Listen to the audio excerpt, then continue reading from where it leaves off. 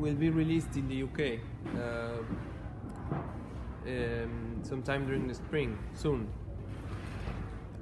There's a distributor called New Wave attached. I don't know if you know Robert, of it. Yes. Yeah. He takes good films, art house films, Right. you know, very good films. So I'm glad it's coming to London Yeah, I and hope. nationwide because it is a good thriller. Do you want to talk about Yeah. background? The background of the film, where, well, you know, the film unfolds as a thriller, which is set in the mid 70s in Argentina, just before the military dictatorship started in 76, and it basically tries to depict that era or sort of genesis to what was going to be the most traumatic time in the country's history through the perspective of a middle-class family, which apparently is besides any kind of political thinking, you know. But then maybe the hypothesis of the movie is that those people are actually quite more decisive to historic, you know, time than they think they are. Because it's primarily a psychological thriller. I guess it is. Yes. And what interests you is how these people are affected by the climate. Yeah. Well, they are affected in a psychological layer, but also in an everyday basis. You know, as they start figuring out that some of their friends are gone for strange reasons, some of their neighbors' houses are emptied, and you know, and they start having to decide how to act upon this new reality that is slowly starting to unfold. So, as you say, is a psychological thriller in the sense that hopefully it makes you think about how the moment in which you have to stand a point and choose a side, you know, in a certain context, I guess. Yeah. The main character is a lawyer, very self-assured, very happily married with his wife and daughter. But suddenly, as this whole film starts to unravel, he becomes more and more cautious. Paranoia sets in. Yeah, he starts feeling that he's not alone in his secrecy. He's observed, and then there's this character which appears in the movie, in the second half of the movie, this sort of detective which comes to this little town to find out what has happened with this guy who's missing, and this, you know, puts the lawyer, the main character, in awareness that he has been much more clumsy than he think he was, which makes you think that, you know, it's not that people were not aware, they just, you know, kept silent. It's basically that, like, a lot of... It wasn't his fault what happened, was it? I mean, without going too much into... Well, that's plot. a good question, you know. I wanted to... You know, the script had several versions, and eventually I decided to go for one in which there is a certain degree of ambiguity when it comes to the guilt feelings of this lawyer, because he apparently isn't guilty of much, but then again, if you think carefully, he is, you know, because he chooses, you know, for his own sake all the time, and never, you know, has a feeling of empathy for his for what's around of him in the several diverse you know, situations that he encounters from Like beginning to end, like the restaurant, like the house which he's invited to, you know, seize with a crook friend of his, and so on. You know, he's not like a mean guy, but he's just, you know, like this subtle, selfish bastard, I guess. You know. But true of a lot of people in any kind of situation like that. Yeah, I think I agree with you that in the sense that this is the kind of character, you know, who are miserable in a lesser dose are more interesting because they are much more common and much more like all of us. You know, we all have this degree of personal misery in which we choose for ourselves all the time. And I thought it would appeal to the audience much more than a classical, you know, like a bad guy or something. Yes, I think we engage with his humanity. Yeah, yeah. There's humanity in evil as well. You know, that's what I think it's tricky when you look at history in film. You know, I like a lot since you're British. I like a lot the film like well, even if Kubrick was American, you know, Barry Lyndon. When we see this character who's a miserable character, you know. But then again, as you say, he has a lot of humanity all through the film. I don't know if you remember, I've seen the film many times and I love it. I love it very much. Yeah, it's one of my favorites as well. And I love this, how he captures this guy who's so selfish, you know, always choosing for his own sake, doing bad things. But then again, he's so human, you know, you can almost understand the way he acts. And I love when a film makes you confront, you know, your darkest side or something like that. Yeah. And how about the other characters? Because there's nobody apart from his wife, who's the beautiful actress and Yes. celebrity in Argentina. Yeah. Andrea Frigidio. Right. She is one of the most sympathetic characters, but her daughter is very normal.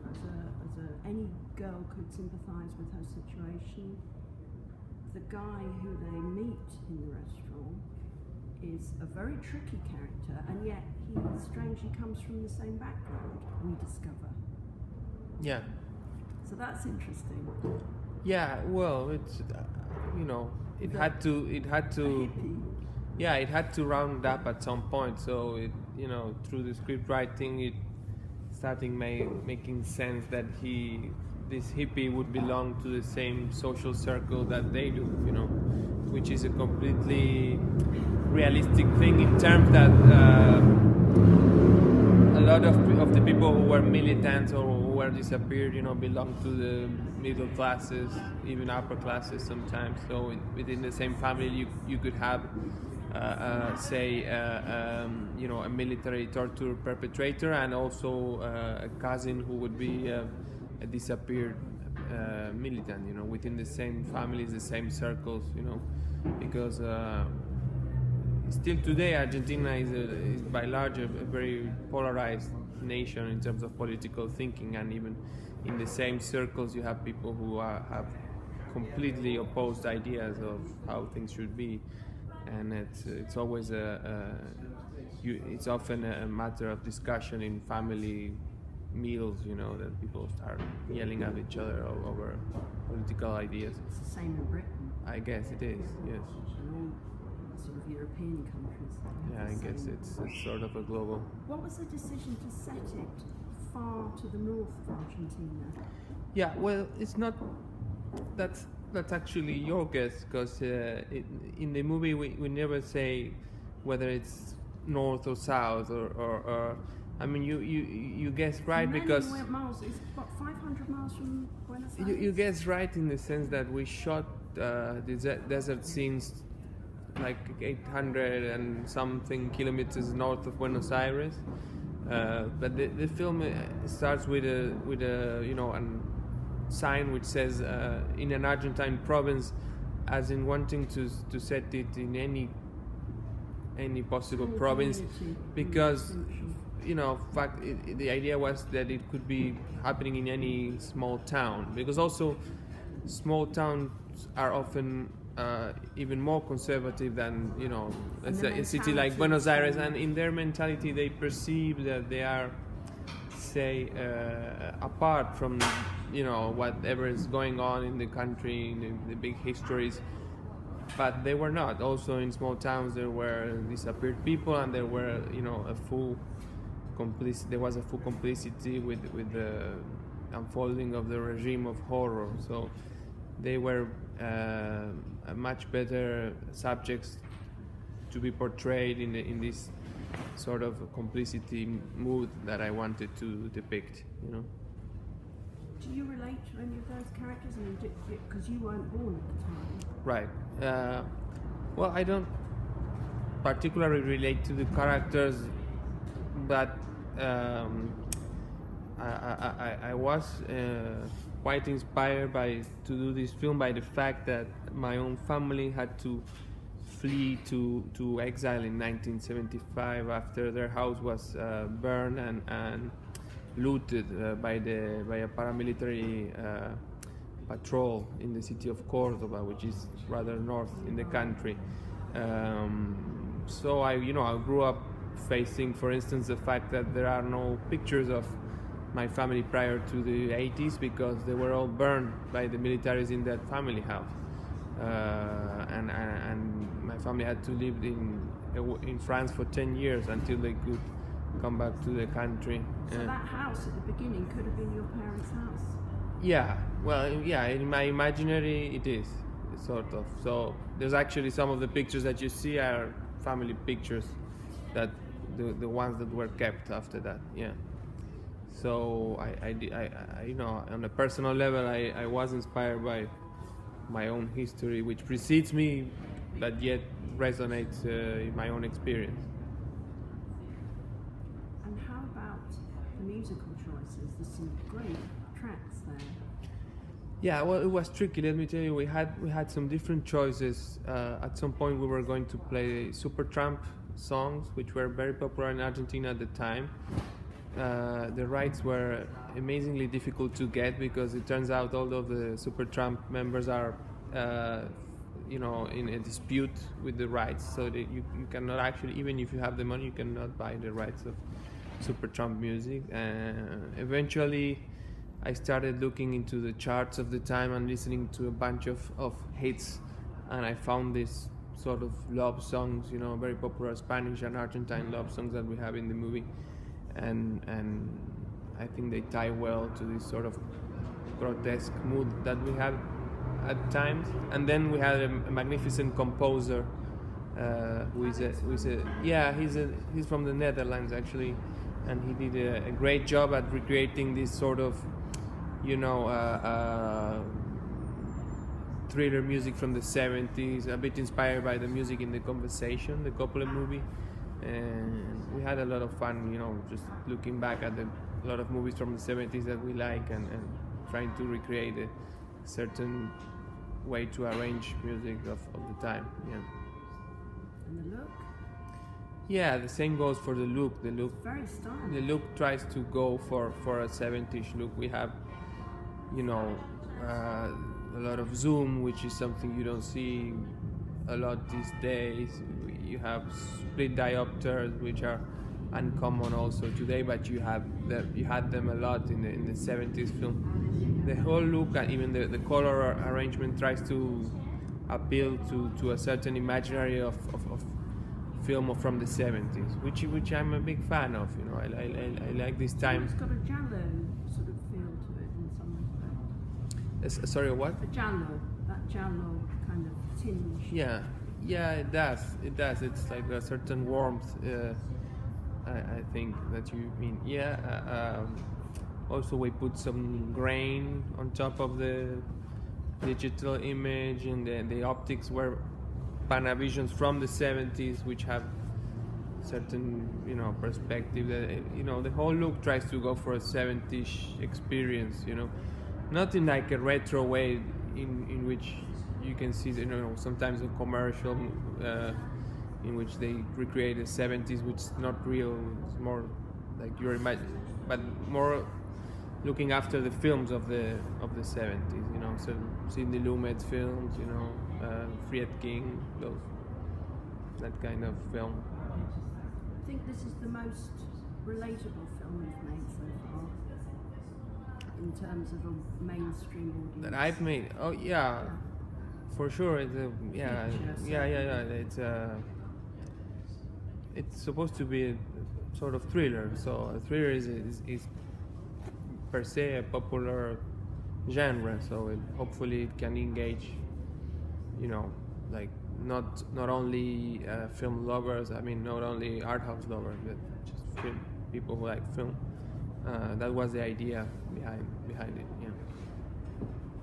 And the fact you won San Sebastian Film Festival as Best Director, did that make financing easy? Do you think you're going to be able to? Let me tell you, it helped a lot with distribution in Argentina. We had 40,000 admissions with this film, which is a lot to independent film in Argentina. But right now, the film tickets are going really down each year with people watching Netflix and all. But it's about financing. It's getting very hard. It's getting harder each year. There's the business model is changing a lot. I guess it's easy to finance if you want to do a series or something with a platform. That's getting easier. There's a lot of money for that. But in terms of, since I don't want to do that, I like making films. That's getting tougher each year. Even I think you have to win an Oscar to have an easier way. And even so, it's getting harder. There's less and less money. Right now we have this very, very stupid right-wing government which has cut down culture budget to practically nothing. So if I wanted my next film, I have to find money abroad, which is already a headache, to start, translating ideas even before you have them. You know what I mean? Canada's apparently a brilliant Canada place to make films. There's a lot of money out there for films. I guess. I don't know if they back Spanish language films, but I will find out. Yeah. Because with your writing skills and your psychological horror development, that is something obviously that you can explore the thriller genre in other kind of areas. Yeah. I mean, if there's a way to I think genre will be the way to keep art house film alive, because eventually you can fool the audience that you're doing a genre thing and then unfold whatever it is you want to create, but you have to go through genre. But it was similar in the 70s. You have all these brilliant films which are genre films, but they are auteur films in the end. You can say that even about Kubrick, who we were talking just before. He always went for genre, more or less, even if it was extremely personal. And then you can tuck your messages in. I guess that's the way. Yeah. During communism in Poland, they had to find a way of kind of tucking their message. Yeah, that's true. Without looking like they were doing an overtly political film. Yeah. I guess it has been the way. Also in literature, I think it has been the same in the past. Yeah. Any plans for the future? I'm adapting a novel right now. It's a 1920s novel, which is called The Seven Madmen. It's an Argentine novel about 7 marginals who get together and create a plan to conquer the world. It's a very funny thing that I want to bring into contemporary time. Yeah, but that sounds a great idea. Thanks very much, Benjamin. Thank you. Naishtat. Thank nice you. To meet you. Yeah, likewise.